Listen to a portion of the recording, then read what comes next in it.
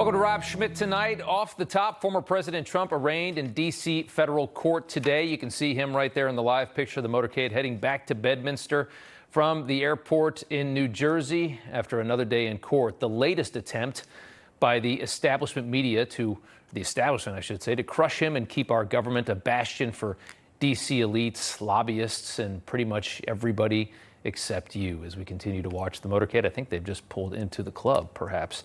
Trump charged for trying to subvert the transfer of power based off his belief the election was stolen from him, an allegation the establishment angrily denies, despite irrefutable evidence the Department of Justice was working to install Joe Biden in the last election by concealing his corruption from voters in what would be a razor-tight election. Former president spoke after court today just a couple hours ago. This is a very sad day for America, and it was also very sad driving through Washington, D.C. and seeing the filth and the decay and all of the broken buildings and walls and the graffiti. This is not the place that I left. It's a very sad thing to see it. When you look at what's happening, this is a persecution of a political opponent. This was never supposed to happen in America. This is the persecution of the person that's leading by very, very substantial numbers in the Republican primary and leading Biden by a lot. So if you can't beat him, you persecute him or you prosecute him. We can't let this happen in America. We're going to cover all of this in detail in just a few minutes with Congresswoman Lauren Boebert. Also, Carrie Lake joins us as the motorcade continues on. But first, a legitimate scandal to talk about. Released today, we finally have the full transcript of the Devin Archer interview from earlier this week. Hunter Biden's close friend and business partner, the latest witness to corroborate the details of a bribery scheme by the president and first family, leveraging Joe Biden's massive influence as vice president to make huge amounts of money. We already know Biden couldn't say no. They even took money to help the Chinese, which is potentially treasonous.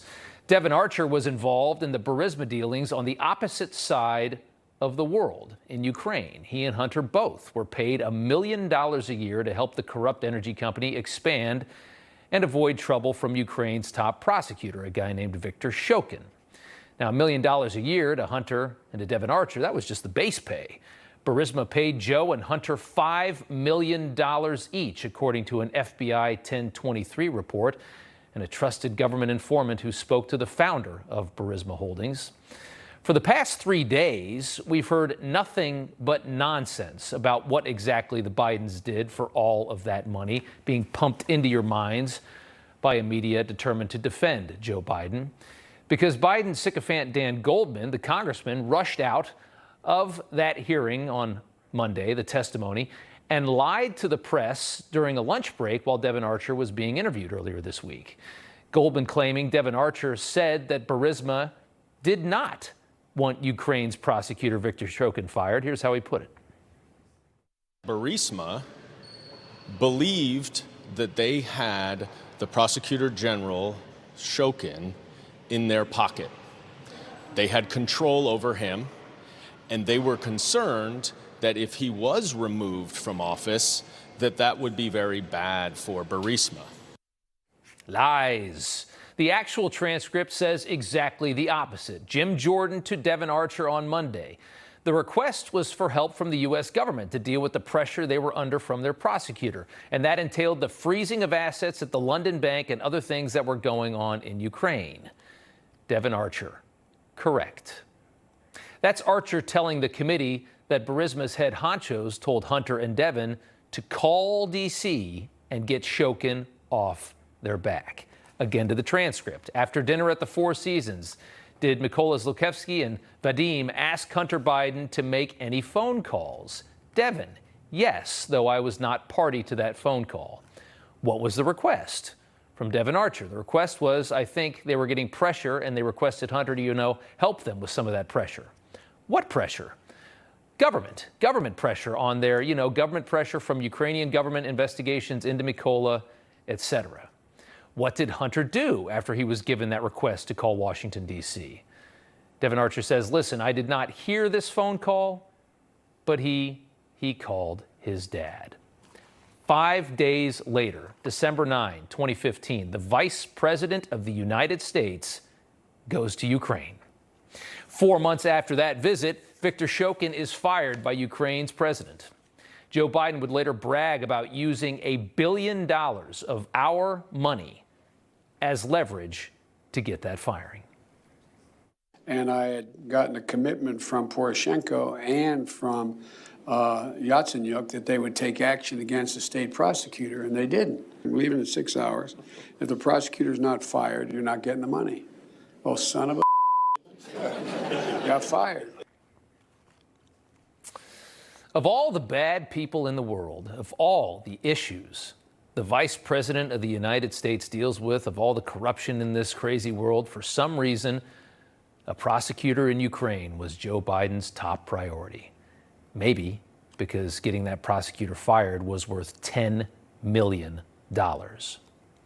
Years later, the Hillwood Report interviews with a half-dozen senior Ukrainian officials confirmed Biden's account, though they claim the pressure was applied over several months in late 2015 and early 2016, not just 6 hours of one dramatic day like he had in that soundbite we just played. And that actually makes perfect sense. Several months of pressure starting in December of 2015, right after Joe Biden got a call from his son, telling Joe that a prosecutor investigating the company that's paying us millions of dollars, he needs to go.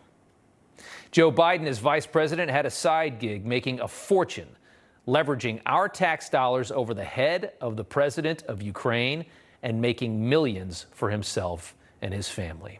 And remarkably, these are not the worst allegations. Tony Bobolinsky says Joe Biden took millions to help our greatest threat, China, to help them improve their image in the United States. That's the reality of the man who's running this country as we speak, the man who's trying to throw his political opponent in prison. And it's quite clear why Congressman Dan Goldman ran out of that hearing on Monday and ran to the cameras and lied with that panicked look on his face. Because the Democrat Party is in full crisis mode over this story. And a new Tip Insight poll shows exactly why. Nearly 2/3 of Americans think Joe Biden should immediately vacate the presidency if it is proven that he has taken bribes. And that proof has been laid out before us.